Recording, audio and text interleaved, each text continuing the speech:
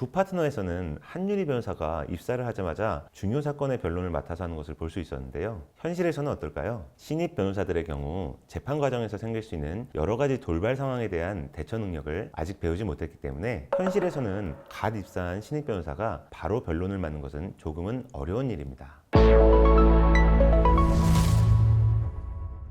안녕하세요. 법무인 백송의 윤재현 변호사입니다. 저는 이혼 상속 등 가사 사건을 많이 담당하고 있는데요. 여러분은 최근 방영되고 있는 구 파트너라는 드라마를 혹시 보신 적이 있으신가요? 저도 즐겨보면서 여러 차례 최사라에게 분노하기도 했는데요. 저는 수많은 이혼 사건을 다뤘고 현재도 많은 이혼 사건을 다루고 있기 때문에 드라마 구 파트너는 많은 부분을 현실적으로 다루었다는 생각을 하고 있습니다. 그런데 드라마의 특성상 적지 않은 부분에서 현실과는 다른 부분이 있는 것도 사실입니다. 드라마 구 파트너의 영향인지 많은 분들이 변호사의 커리어에 대해 궁금해 하셨는데요. 그 중에서도 신입 변호사와 파트너 변호사의 차이에 대해서, 즉 한유리 변호사와 차은경 변호사의 차이에 대해서도 많이 궁금해 하셨습니다. 그래서 오늘은 신입 변호사가 파트너 변호사로 되기까지의 여정과 두 역할의 차이에 대해 간략히 설명을 드리겠습니다.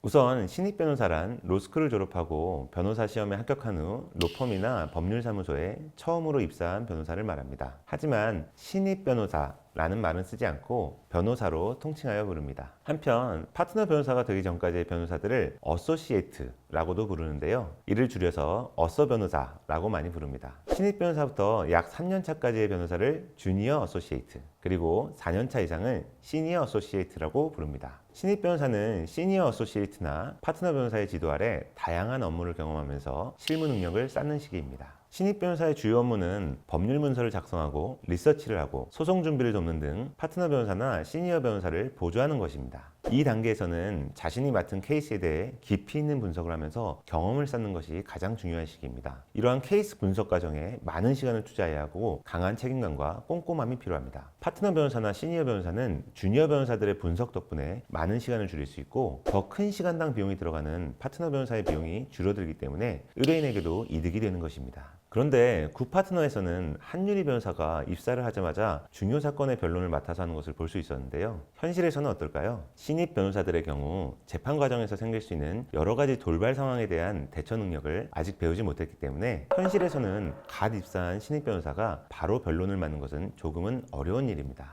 다만 아주 간단하고 다툼이 크게 없는 사안에서는 신입 변호사가 변론을 맡기도 합니다. 신입 변호사로 시작한 후 파트너 변호사가 되기까지는 보통 7년에서 10년 정도의 시간이 걸리는데요. 파트너 변호사가 되는 시기나 방법은 로펌마다 조금씩 다릅니다. 대표 변호사가 정권을 가지고 있는 회사에서는 사실 연차의 차이가 있을 뿐 파트너 변호사와 어소시에이트 변호사가 큰 차이는 없는 경우도 있습니다. 이와 달리 회사의 지분이 각 파트너에게 나눠져 있는 회사에서는 파트너 변호사들의 회의체에서 새로운 파트너 변호사를 선출하게 되는데요. 이러한 회사에서는 선배와 동료들로부터 인정받고 신뢰를 쌓는 것이 매우 중요합니다. 물론 모든 법률 회사에 적용되는 것이지만 변호사는 주니어와 시니어를 거치는 과정에서 계속해서 전문성을 키우고 클라이언트를 관리하며 로펌 내에서 자신의 가치를 증명해야 합니다. 그렇다면 차은경 변호사와 같이 파트너 변호사가 되면 어떤 역할을 하게 될까요? 파트너 변호사는 단순히 케이스를 맡는 것뿐만 아니라 로펌의 경영과 운영에도 깊이 관여하게 됩니다. 클라이언트와의 중요한 협상에 직접 참여하고 로펌의 수익을 관리하며 팀을 이끌어야 하죠. 또한 파트너는 로펌의 일부 지분을 소유하고 있는 주주의 한 명이기 때문에 로펌의 성과에 따른 수익 분배도 받게 됩니다. 월급만 받는 어소시에이트 변호사와 가장 큰 차이라고 할 수 있겠습니다. 하지만 커지는 권한만큼 책임도 무거워지게 되는데요. 파트너 변호사들은 모든 어소시에이트와 직원들의 급여를 지급해야 하고 로펌의 임대료를 비롯한 모든 채무를 공동으로 부담하게 됩니다. 어소시에이트 시절과는 비교할 수 없을 만큼 책임이 무거워진다고 할 수 있죠. 그만큼 전략적 사고와 비즈니스 감각이 더욱 중요해집니다. 어소시에이트가 주로 실무적인 업무에 집중한다면 파트너 변호사는 법률 업무뿐만 아니라 로펌의 운영과 경영에도 중요한 역할을 하게 됩니다. 드라마 구 파트너에서도 한유리 변호사는 이미 진행 중인 사건에만 집중하지만 차은경 변호사는 새로운 수임의 기회를 절대 놓치지 않는 것을 볼 수 있죠.